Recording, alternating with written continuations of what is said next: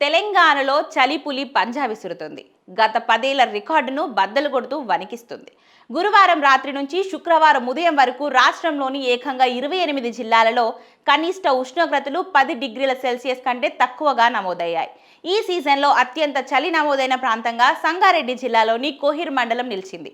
ఇక్కడ అత్యల్పంగా 5.8 డిగ్రీల సెల్సియస్ ఉష్ణోగ్రత రికార్డైంది. డిసెంబర్ 2వ వారంలో ఈ స్థాయిలో అత్యల్ప ఉష్ణోగ్రతలు నమోదు కావడం ఇదే తొలిసారని హైదరాబాద్ వాతావరణ శాఖ వెల్లడించింది. రాజధాని హైదరాబాద్లోనూ చలి వణికిస్తుంది. ఇక్కడ 10.8 డిగ్రీలు నమోదైంది. ఇది సాధారణం కంటే 4.9 డిగ్రీలు తక్కువ. ఆదిలాబాద్, మెదక్ వంటి నగరాలతో జిల్లా కేంద్రాల్లోనూ ఉష్ణోగ్రతలు సాధారణం కంటే 5 నుంచి 7 డిగ్రీల వరకు పడిపోయాయి. హన్మకొండ జిల్లాలో 8.5 డిగ్రీల సెల్సియస్ ఉష్ణోగ్రత నమోదైంది. వరుసగా పడిపోతున్న ఈ కనిష్ట ఉష్ణోగ్రతల కారణంగా ప్రజలు తీవ్ర ఇబ్బందులు పడుతున్నారు. రాబోయే ఆది సోమవారాల్లోనూ చలి తీవ్రత ఇలాగే కొనసాగే అవకాశం ఉందని వాతావరణ శాఖ హెచ్చరించింది.